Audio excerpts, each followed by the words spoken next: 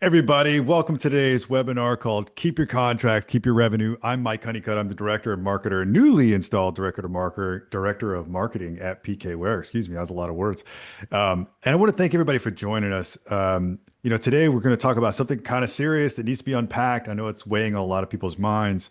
It's about this CMMC Phase 2. And here with me today, I have our VP of Business Development, Glennon Andrews. Glennon, thank you so much for joining us. Glad to be here, Michael. Excited to talk about this topic. I've been talking about it with prospects and customers over the last few months, so let's get Yeah, into I it. mean, and like I remember day one, I came in and it was like, "Hey, Mike, we got to get all over this because this is a big deal." And yeah, so I've been on it. I've been learning about it myself.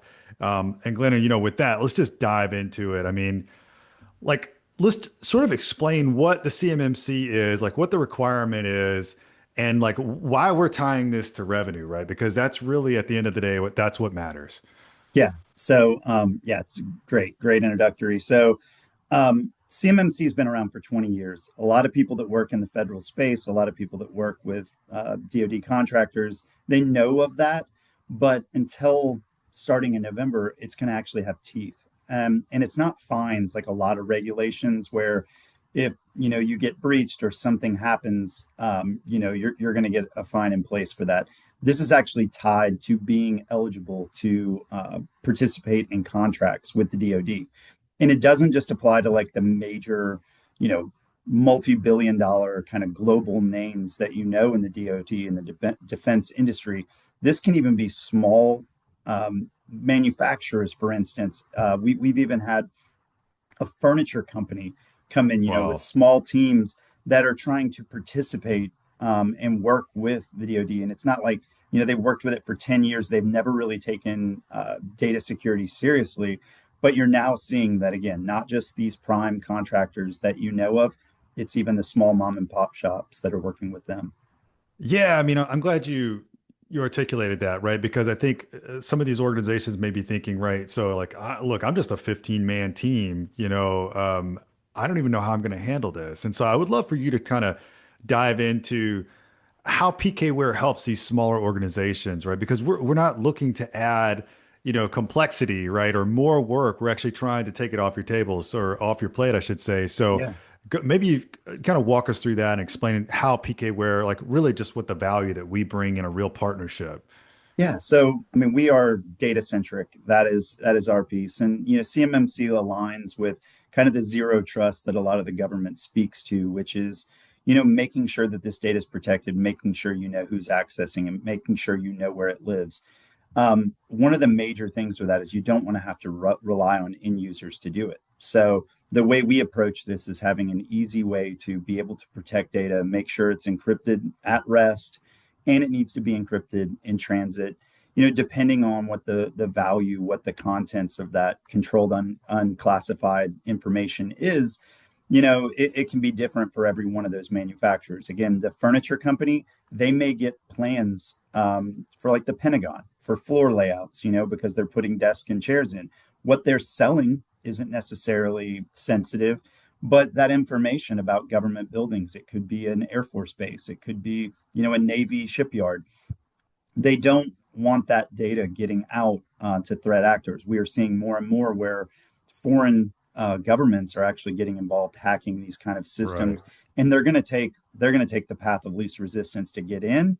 And if you're relying on users to protect your data, if you're relying on them to make decisions about encrypting these things that are sensitive, it's just not enough. So PKWare's stance in this is to actually, proactively protect this data.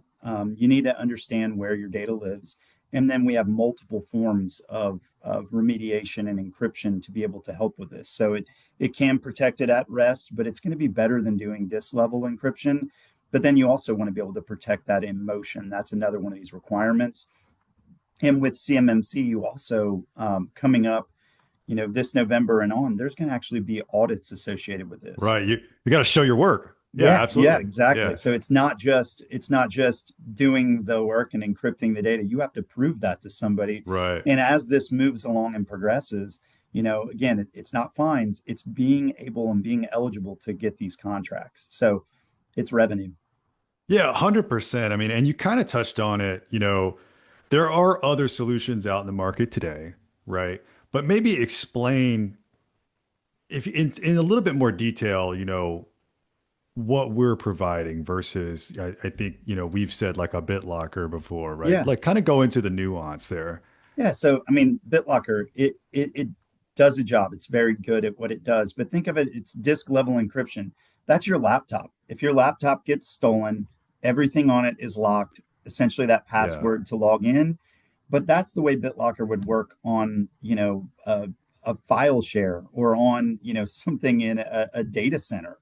Yeah, you don't sure. want somebody to go in and grab the hardware and take it and be able to decrypt what's on there. That's where it works. But that doesn't really do much for when, the modern environment is not just an isolated network, it's sharing with third parties. So there's Right. C3PAO, which is, kind of this third party governance and understanding where your data is going externally, keeping control of it. It's being emailed, it's going out, it could be thumb drives. So this is always where like DLP doesn't necessarily cover it.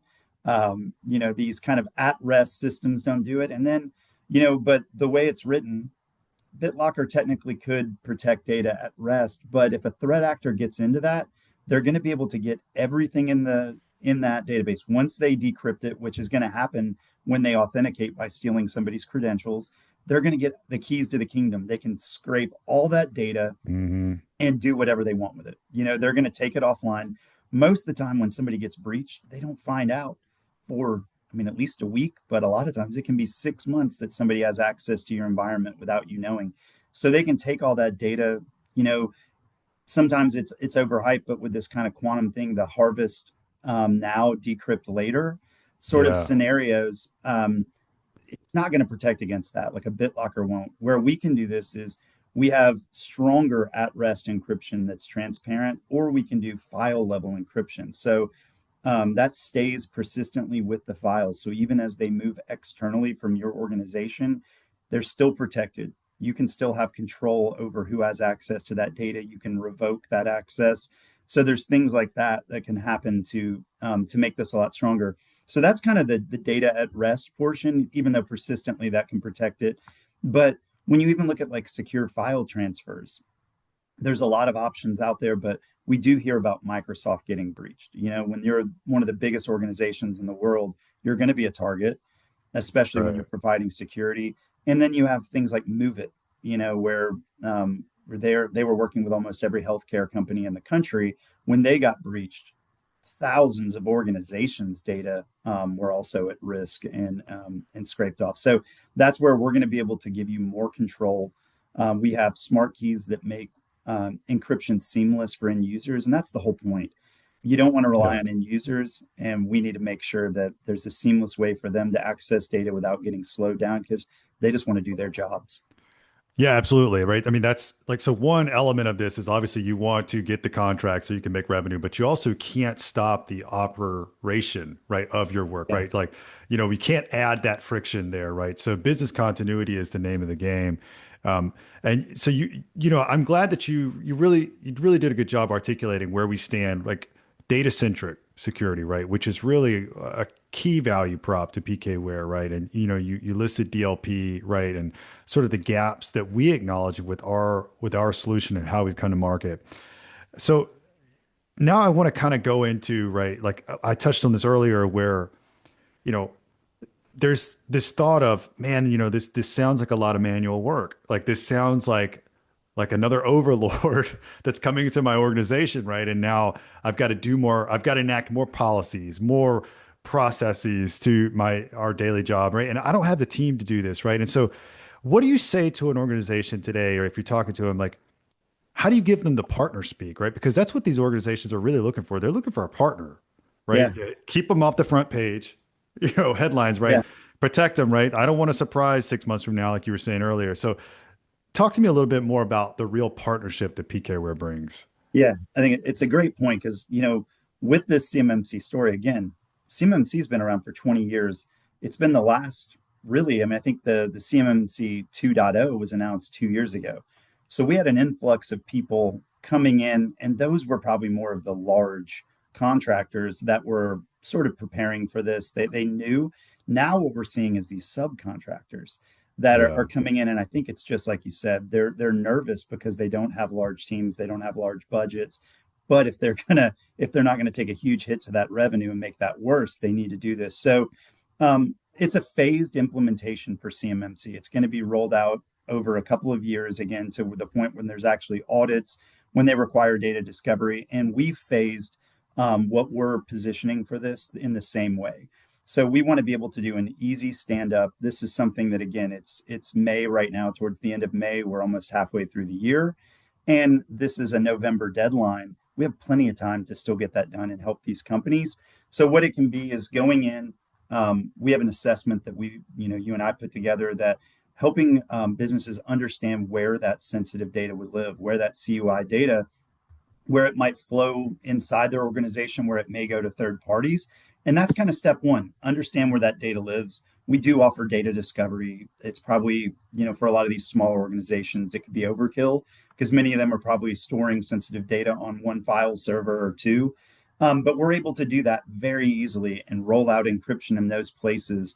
We have these smart keys again that can allow users to just transparently be able to access this data. So they really won't know that there's any encryption happening behind the scenes. They access it as they should.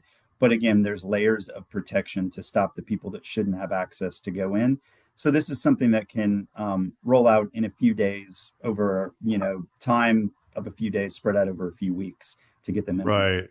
Yeah, I mean, and it's such a key thing, right? Like, because technology is great, but if it's cumbersome and it adds, again, another layer of complexity, something else Mm-hmm. to do, it's not going to get utilized, right? And in a security posture, that's not a good thing, right? And so Yeah, we need to ensure that organizations are able to take this on without adding this just extra burden. layer of maintenance, right? Yeah, This burden, exactly, right? Because that's the pain, right, that we see every day, and so I want to underscore this, right? Because this first deadline is this November 10th, right? And so if I'm an organization, I'm like, man, there's no way you can tackle this before now. And you're saying we can, right? You're saying that yeah, right now we can tackle this in a phased approach and you're going to help them. So walk me through sort of an onboarding. If I call you today, what's going to happen? yeah. How does the process get kicked off? Again, I think we'd probably have some kind of call because we'd want to learn more about your business. Because again, that can be different for different types of organizations. You have different data, you're interacting with it differently, you're sharing it with different groups, potentially with other third parties. Again, that's where this data moves outside of just a normal enterprise. And it's why I think the government should have these regulations in place to make sure that we're thinking about this. And but what that could look like is we'd have what roughly a discovery call where we talk more about the customer's business, understand how that data moves, what they're trying to do with it, the goals, what they need to do to comply. And then we would set up an offering that can help them and give them options based on what that data is, where it lives, and how it's being used. And be able to, yeah, set up kind of a custom plan. And then it can be, again, that phased approach. So when, we have logs in the data, for instance, so that's going to be that prove your work, show your homework. That's going to be Hmm. where we can actually show them an audit trail. So if they do get audited or someone's overseeing that, they have to submit that to the prime, for instance, a prime DoD contractor that's giving them that business. They're going to be able to show them that homework to say, hey, this is how we comply. These are the things that we're doing in this process to make sure this data stays secure. So So again, the key thing is don't be afraid of the audit. We've got you. That's yeah, what you're yeah, saying. Yeah. exactly. Yeah, that's Yeah. that visibility into what you're doing, having the proof to show it to. Yeah, that's wonderful. I mean, because that would be the first thing I would think of, right? And so, okay, I mean, typically, you know, security companies, they're always looking for that security persona, right? Somebody the CISO or the Mhm. CTO, right? But I think this is very much a business problem as well. I mean, so what's the pitch to a CFO today? Right? A Yeah, CFO, especially if they're in a small organization, it could be a CEO, right? And they're saying, "Hey, look, man, I'm trying to judge this against costs, right? Like just sort of the operational burden we've already touched on versus sort of the return, right? And because I want to continue getting these contracts, right? But I'm a little concerned here. So what's the pitch to the business line that you yeah. would give them today? I mean, I think the title of this, keep your contracts, keep your revenue. Yeah. That's the thing, and being a good data steward just goes beyond. even that, it's something that we need to do as people that touch this sensitive data. We need to take it Hmm. more seriously. So I think for them, it's there's a big risk at actually losing business, losing credibility in the market, and that can extend past. Like I think these DoD contracts are often large, but there's a certain level of expectation from them that you're going to take it seriously. And now they're asking for that proof. And that's the difference. So if you want these contracts, if you expect that revenue to come in, there really Right. isn't a question to whether or not you can comply. But I think, for a CFO, it's a small investment up front for data protection and the right kind to, again, not impact users, make them be able to efficiently access this data and use it. And that goes apart from tools like a CrowdStrike or something that's monitoring sort of the people getting into your environment, because people still try to sneak in. This is just that layer of actually at the data layer. And if you look up Yeah. zero trust, there's a data pillar. These are things that we just need to do to take this more seriously and protect this data so we can remain in business. Yeah, and I love it. I mean, because what you just said, right? There's zero trust access out there, right?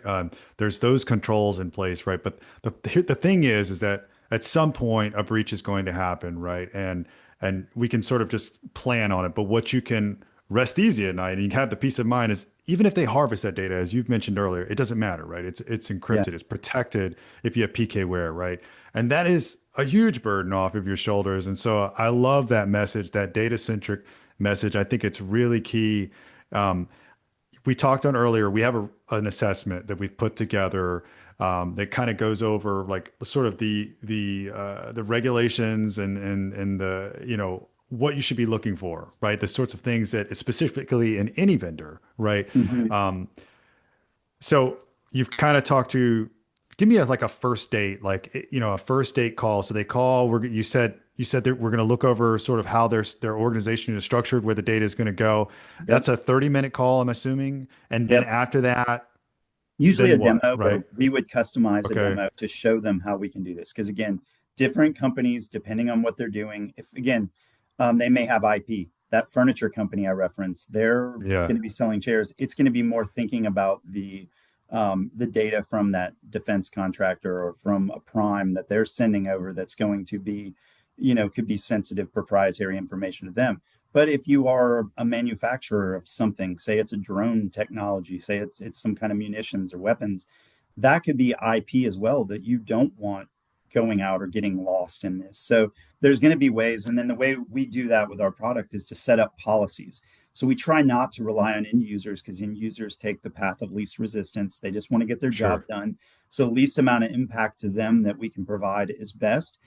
So we'll customize that to say, hey, where is this data stored on your end? How's it being used? Who should have access to it? Because again, there's different controls, and that's where we tie in things with things like Active Directory or with identity and access solutions. You need to know those identities, but if somebody clicks on an email, phishing email, that's going to essentially give those credentials to whoever that threat actor is, especially depending on how far they take that. And that's where the identity and access piece falls short. Is you actually have to protect the data. And if you have somebody that gets into your environment with a BitLocker and again scrapes off all that data and takes it, they can decrypt that later. Quantum is coming. So they can Yeah. use quantum computing to be able to push through more passcodes. So even if it is a 30 digit with all the special characters or however that could be, from an AI standpoint, from there's going to be more attacks, they're going to look more real. There's a lot going on that. So if you even we have options to persistently protect at the file level. That means if they scrape all that data, they would have to go through each file individually to be able to get Yeah. it. If they take 5,000 files and then there's 40 characters in an encryption key, it just makes it mathematically impossible for them to be able to break that kind of quantum ready encryption that we offer. I love it. I mean, you said something that really resonated with me. I mean, it really feels like PKWare built a solution with the end user in mind, right? Yeah. Instead of not just sort of being like, again, creating some sort of security technology that again overlays some sort of complexity. We've thought about the end user, right? Their experience, because that's how the attackers think, right? Yeah, They are looking at your patterns and how you behave, right? That humanistic behavior. And so we've taken that into account and created safeguards, right? yeah. Without creating complexity and the burden that we keep talking about, right? Um, so One look, thing you go mentioned ahead. CFO, and I think Yeah, yeah. this might be a good point to make is, I've got a know before email in my inbox saying that I need to take a training. And Oh, yeah. it's a great product, and we watch these videos and they remind you. They make you Hmm. think, when you're hovering over that email. But if the CFO, the CEO says, "Hey, I need to get these reports to this analyst and I need it yesterday. I need it today. Go dump this," or they ask a DBA to make a copy of this data and send it over somewhere, we're going to do it because we're told to by those leaders. We're not thinking about security when we do that. We're Sure. thinking about the request at hand and it's coming from somebody that has the authority to say, do it now. Now, are Sure. we going to go back and clean that up? Are we going to move the data off? Are we going to Right. think to mask it or to do something with it before that happens? And that's where, relying on an end user, it's an organizational kind of like flaw sometimes that goes into that. But with us, we're thinking about the data all the time. So you can have policies that wouldn't allow those things, or they could say, do this because this is the way that this could be safer. And I think that's where these protections, it's not, we built it with the user in mind because we don't want to break that workflow, but we also know how users make mistakes. They're just trying to get their job done. And so we can have overlays and policies built that take out some of the human element, so you can ensure that that data is protected. So I think I that's love important. that. That is Yeah. a great story. So we're going to wrap soon, and I just want to say because I'm thinking about this because I see the guitars on the wall. We're both musicians, and the analogy that comes to my head is like, in a band, you don't have to be a solo artist, right? We can work as a group, as a team, right? And that's the angle that I like coming at this with. PK where it becomes a partner to your business, right? Because we want to see you succeed, right? We Yeah. we want to help set you up, right? And so you don't have to go at it alone. You don't have to figure it out. I Yeah. think about all the education that you just dropped in this session, right? And no doubt you're there to educate any new business that comes into the fold and sort of the PKWare family. And so I've really enjoyed the conversation. I want to give you a last minute, how can people reach out to you, Glenn, to get the conversation started? Yeah. Just have at it. Please, we have a CMMC page dedicated on our website, so you can go there. There's multiple places to learn more about how we approach data protection. You could submit for a demo request. You can email me directly at glennon.andrews@pkware. I'm on LinkedIn. Anywhere I'm available, please reach out because I'd love to just have the conversation. And we want to make this easy. Again, as Michael, as you said, we want to be partners with these groups. It can be daunting if you try to read through, 90 pages of CMMC Yeah, sure. requirements. They boil down to just good data protection, and that's something we can offer and make easy. So please do reach out. Don't be afraid, even if it is just for your own education. Happy to spend some time. Again, it's front of mind for us, whether it turns into something where you're actually using our software or not. We'd love to have a conversation just to be better data stewards in general. Very well said. So, Glennon, I really appreciate the time today. And until next time, man, I hope you'll join us again. We can't wait to talk through some more security because wealth of knowledge, Yeah. brother. So, hope everybody has a great day and we'll talk soon. Yeah. Thanks. Bye bye.